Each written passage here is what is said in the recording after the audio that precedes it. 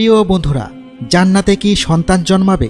জান্নাতীরা কিভাবে হুরদের সাথে সহবাস করবে? প্রথম উত্তর হলো জান্নাতে সন্তান জন্মাবে। যদি আপনি চান তাহলে আপনি সন্তান নিতে পারবেন। আর সন্তানের বয়স হবে 33, আর আপনার বয়সও হবে 33। এখানে একটা প্রশ্ন থেকেই যায়, জান্নাতে যদি বীর্য নির্গত না হয় তাহলে সন্তান হবে কিভাবে? এর উত্তর শুনে আপনিও অবাক হয়ে যাবেন। তার আগে কিছু বিস্ময়কর ঘটনা ঘটবে জান্নাতের বাজারে। সেই ঘটনা সম্পর্কে আজ আমরা জানাবো এবং তারপর জান্নাতে হুরদের সাথে সহবাস, সন্তান লাভ কিভাবে হবে সেই সম্পর্কে জানাবো। তাই ভিডিওটি একটু ধৈর্য ধরে শুনুন, তাহলে অনেক কিছু অজানা বিষয়ে জানতে পারবেন। তাবেই হজরত সাইদ ইবনে মুসাইব রাদিয়াল্লাহু আনহু থেকে বর্ণিত যে একদিন বাজারে হজরত আবু হুরায়রা রাদিয়াল্লাহু আনহুর সাথে তার দেখা হয়। তখন হজরত আবু হুরায়রা রাদিয়াল্লাহু আনহু বললেন, আমি আল্লাহর কাছে প্রার্থনা করি যে আজকে যেমন মদিনার বাজারে আমাদের দুজনের দেখা হয়েছিল, তেমনি আল্লাহ চাহে তো জান্নাতের বাজারে আমাদের দুজনের দেখা করাবেন। তখন সাইদ ইবনে মুসাইব রাদিয়াল্লাহু তাআলা আনহু জিজ্ঞেস করলেন, জান্নাতেও কি বাজার থাকবে?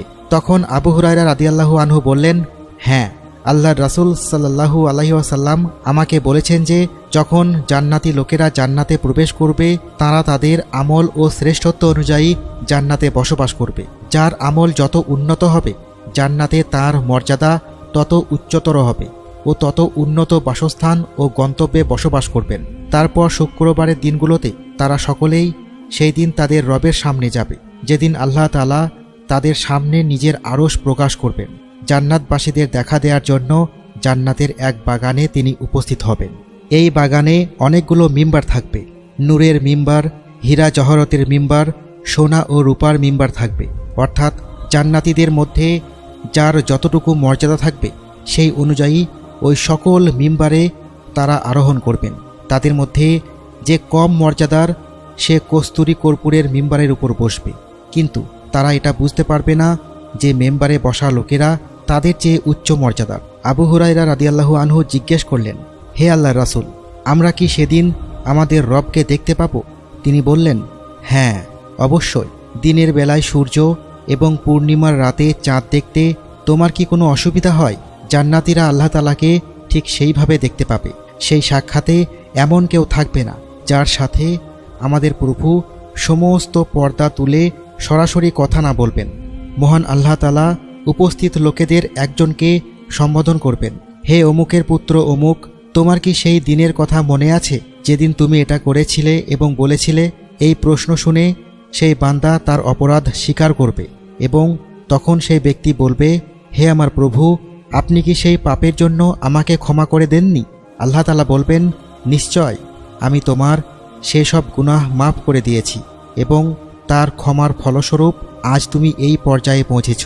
এরপরে হঠাৎ একখণ্ড মেঘ এসে তাদেরকে ঢেকে দেবে এবং এমন সুগন্ধে ভরিয়ে দেবে যা আগে কখনো পাওয়া যায়নি।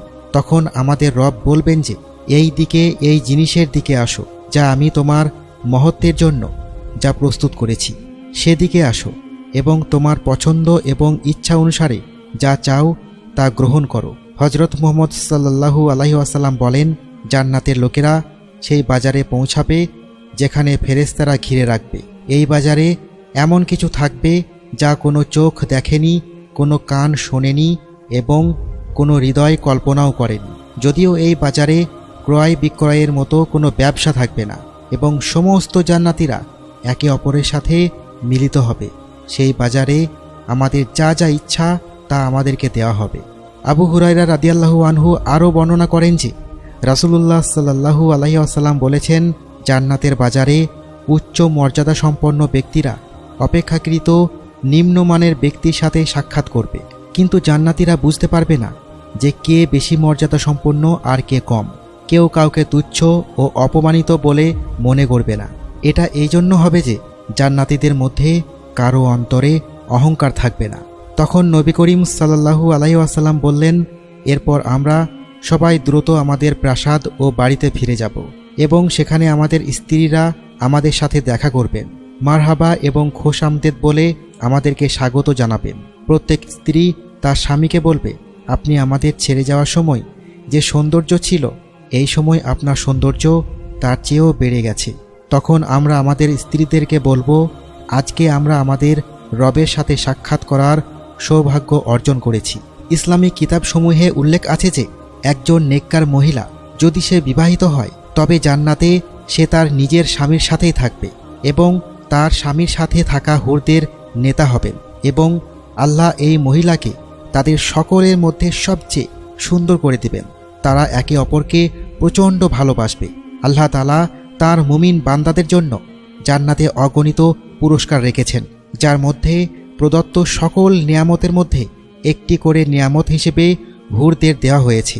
হুরদের সাথে সহবাস জান্নাতীদের জন্য অন্যতম একটি বড় নিয়ামত হবে, যা বেহেশতবাসীর যৌন তৃপ্তির মাধ্যমে হবে। কিন্তু বেহেশতবাসীদের দুনিয়াবি কামনা থাকবে না, জান্নাতে কোনো পাপ হবে না, নেতিবাচক চিন্তা থাকবে না, বরং নেক চিন্তা তাদের উপর আধিপত্য বিস্তার করবে, তাদের বিশুদ্ধ অনুভূতি এবং আকাঙ্ক্ষায় পরিণত হবে। জান্নাতীরা যা ইচ্ছা করবে সেখানে তারা তাই পাবে। যদি তারা জান্নাতে সন্তান কামনা করে তাহলে সন্তানও লাভ করবে, কিন্তু তারা এই পৃথিবীর সন্তানদের মতো হবে না। এক হাদিসে রাসূল সাল্লাল্লাহু আলাইহি ওয়াসাল্লাম বলেন, যদি কেউ জান্নাতে সন্তানের ইচ্ছা পোষণ করে তাহলে তার ইচ্ছা পূরণ করা হবে। তবে গর্ভবতী হওয়া, সন্তান প্রসব করার সাথে সাথে সন্তানের বয়স 30 বছর হয়ে যাবে। অপর এক হাদিসে রয়েছে, জান্নাতীরা সহবাস করার ফলে তাদের বীর্য নির্গত হবে না, বরং তাদের শরীর থেকে মেশকের সুগন্ধিযুক্ত ঘাম বের হবে এবং সেই ঘাম থেকেই গর্ভবতী হবে। এভাবেই জান্নাতে সন্তান লাভ করবে। বন্ধুরা, জান্নাতে প্রবেশের প্রথম মুহূর্ত, প্রথম আনন্দ, প্রথম রাত, প্রথম সকাল এতটাই সুন্দর হবে এবং সুখের হবে যা আপনিও কল্পনা করতে পারবেন না। শুধু ভাবুন, ফলে ভরা বাগান যেখানে ঝর্ণা ও দুধের নহর প্রবাহিত হবে, যার গাছের ফল আপনা আপনি আপনার মুখে পৌঁছে যাবে, যা দিনে একবার খাবে তা আবার খাওয়ার সুযোগ হবে না। সোনার তৈরি পাত্র থাকবে, বালিশে হেলান দিয়ে জান্নাতীরা বসা থাকবে, দাসদাসীরা এদিক ওদিক খেদমতের জন্য ছুটতে থাকবে, সুস্বাদু মদের পেয়ালায় মদ পান করবে। সেই মদ পবিত্র হবে এবং তাতে কোনো নেশা থাকবে না। যখন জান্নাতীরা জান্নাতে প্রবেশ করবে চারিদিক থেকে শান্তির ডাক আসবে। জান্নাতের প্রথম মুহূর্ত, প্রথম আনন্দ জান্নাতীদের হতবাক করে দেবে। নিজের চোখকে বিশ্বাস করতে পারবে না। তারা অবাক হয়ে বলবে, আল্লাহ, এ কেমন জায়গা!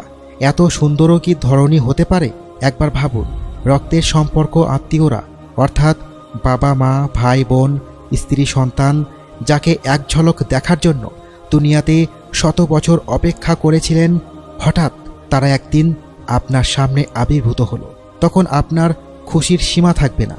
অনুভব করুন, যখন আপনার সামনে সব ধরনের খাবার রাখা থাকবে আর আপনি সবার সাথে খেতে বসবেন। খাবারের প্রতিটি লোকমা অসাধারণ হবে। এরপর হঠাৎ সেই দৃশ্য দেখা যাবে, যে দৃশ্যের সামনে জান্নাতের মতো মূল্যবান নিয়ামত অনর্থক মনে হবে। এটি সেই মুহূর্ত হবে যখন মহান আল্লাহ তাআলা জান্নাতবাসীদের সাথে দেখা দিবেন। সেই মুহূর্তের আনন্দ ও সৌন্দর্যের সামনে সব সুন্দর দৃশ্য হারিয়ে যাবে। আল্লাহ তাআলা আমাদের প্রত্যেক ঈমানদারকে কবুল করুন এবং আল্লাহ যেন কোনো ঈমানদারকে এই দৃশ্য থেকে বঞ্চিত না করেন।